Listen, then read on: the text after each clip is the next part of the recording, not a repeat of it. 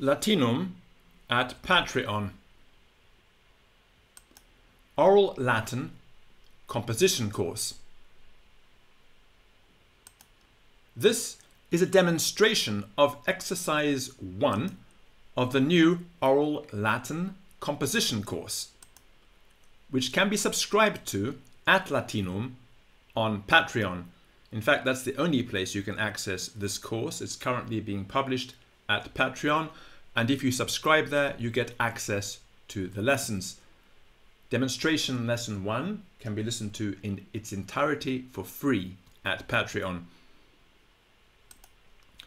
The course is based on the work of Thomas Prendergast. He wrote a fantastic Latin course. However, without a teacher, this fantastic course is largely inaccessible and simply too hard to use. I have re-engineered it as an effective audio course. Now, I've been designing audio courses in one form or another since 2006, and I've been getting better and better at it with constant feedback from my students. And I believe that this particular iteration is my best yet. It will push you, this course will push you to extremely high levels and fast. This is a new and improved edition of the audio course, which will teach you how to speak and write in very complex Latin. It's suitable for all levels of students. You can begin from nothing with this course. It will be a hard and rough ride, but you can begin from nothing. If you are a student who've studied some Latin before, you will also find this course very useful and not a walk in the park. Most Latin courses teach a simplified version of Latin, nothing any Roman ever used. So when you finish one of those courses and pick up an actual Latin text, you are all at sea. And you think, oh my goodness me, I don't understand anything that's going on here. This problem is encountered by students of all the most popular Latin courses, and I'm not going to mention them, but they are extremely well known. This course will prepare you well for your voyage across the seas of Latinity. It will turn you into an athletic Latinist. The vocabulary for each lesson is contained within the lesson. In other words, I'm not putting much mental demand on you in terms of learning vocabulary. The vocabulary in this course will teach itself to you just through sheer repetition and exposure.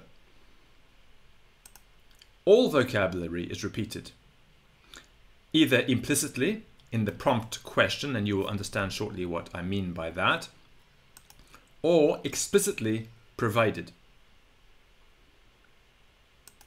Here goes.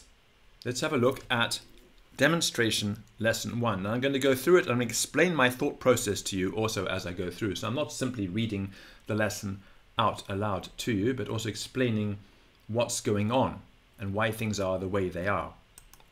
So we start off with the principal verb, always. In Latin, the subject is contained within the verb. So you simply say a verb like narro, and you have a complete sentence. Narro, I relate. Narras, you relate. And narrare, which can be rendered into English as to relate. Sometimes, though, it functions as a kind of noun, but that's for much later on in your Latin studies.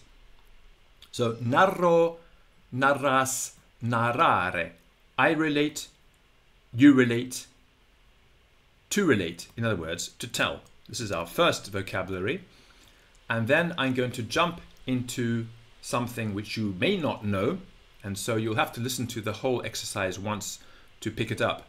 But by the end, you will have heard it many, many times. But I'm going to test anyway, just to see, because you may have learned some Latin before and may know this. And if you don't, you will learn it from the prompt and the answer. He or she was relating. So I ring a bell and then I pause long enough that I think you can answer comfortably without having to think too much. If you need to think more, then you have a pause button on your phone or your computer, whatever it is you're using. You can pause and think and then say the answer. And if you can answer really fast, then just repeat your answer more than once. Of course, repetitio mater studiorum. Repetition is the mother of learning, as the great Romans said. Let's go on. So he or she was relating. Ring the bell. You have to answer, and the answer you would have given should have been narabat. Narabat. Noticing that the he or she is implicit in the verb. We don't state it.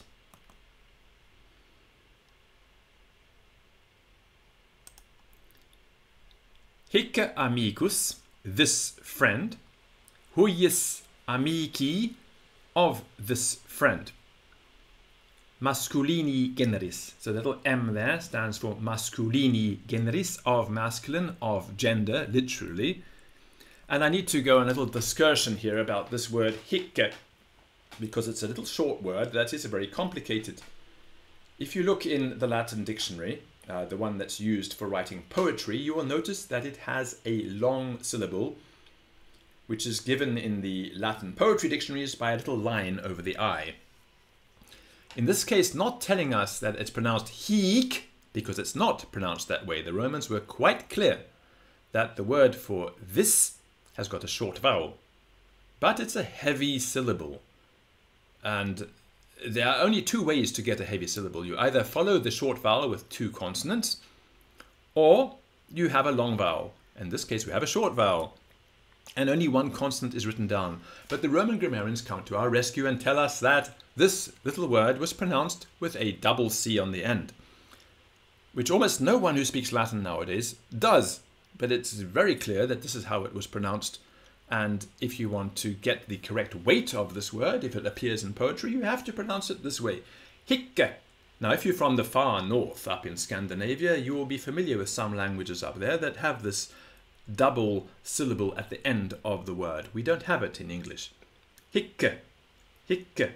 And indeed, in some very old texts, it was written H-I-C-C.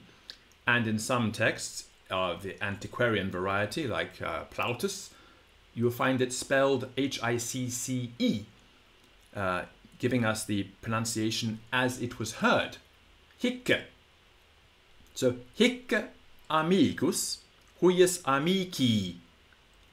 And I'm going to make another discursion here with amici.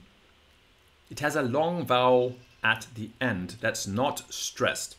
And this presents us English speakers with massive problems because our brains are programmed to associate a long vowel with stress. And so we hear a long vowel and our brain thinks, stress. So you might think I'm putting the accent and the stress on the end of the word, amici, but I'm not.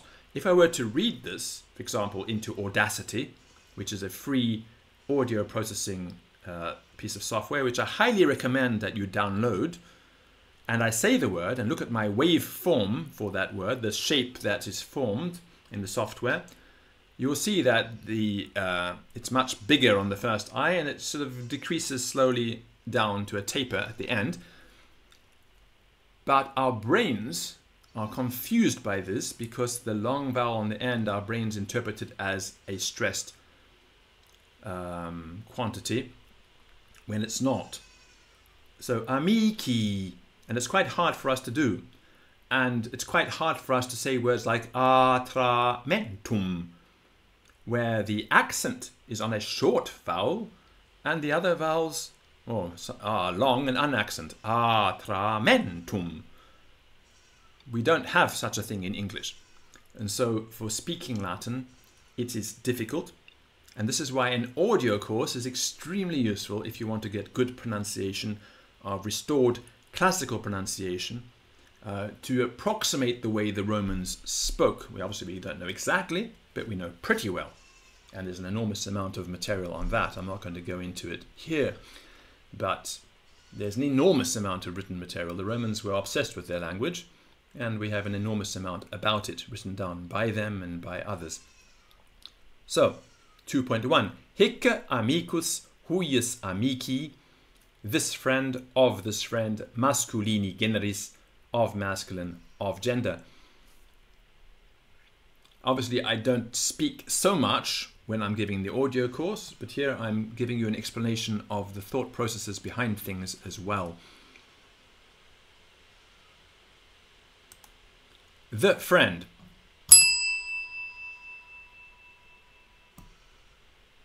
Amicus. So what is being tested here is that Latin does not take the article. No definite article, no indefinite article. So no a friend and no the friend. Just amicus, which in English has to be rendered as either a friend or the friend.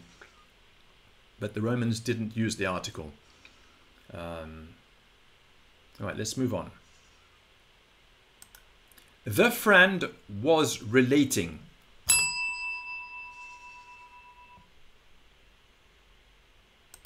Amicus narrabat. So this is your first full sentence with a subject and a predicate. The subject, amicus, narrabat, he related, the predicate.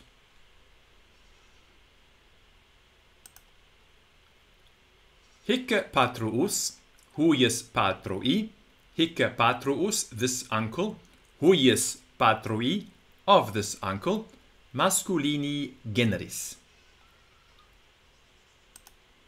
To the uncle. Now, I'm not teaching you this. I'm going to test it on you straight away. So if you're new to Latin, you won't know how to answer it. But the first time through, you'll get the answer. And second time through, you may remember, and it may take you a few times to get this correct. But you will have heard it so many times by the end of the exercise that you should be able to get it correct by the second time through. To the uncle. Patruo. The friend was relating to the uncle.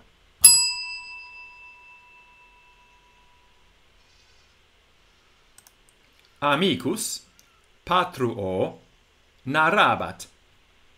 And take careful note of the order of the words.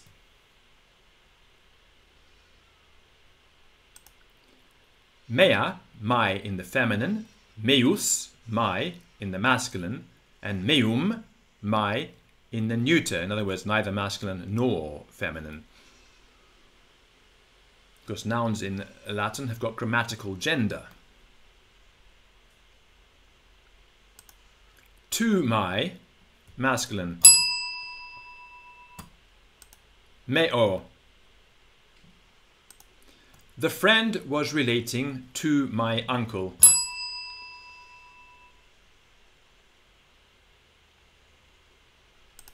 Amicus patruo meo narrabat.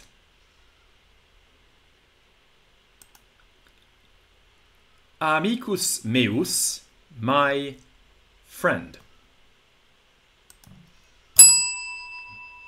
So my friend, testing you on this. Amicus meus. Amicus meus. So not a lot of memory required here to retain this, but the reason why I'm giving it to you is because you will need it in the next example, the next little test. My friend was relating to the uncle.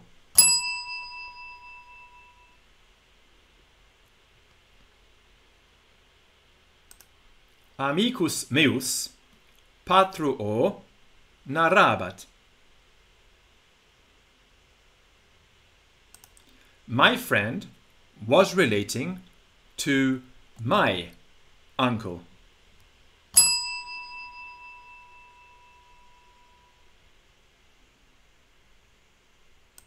Amicus meus patruo meo narrabat.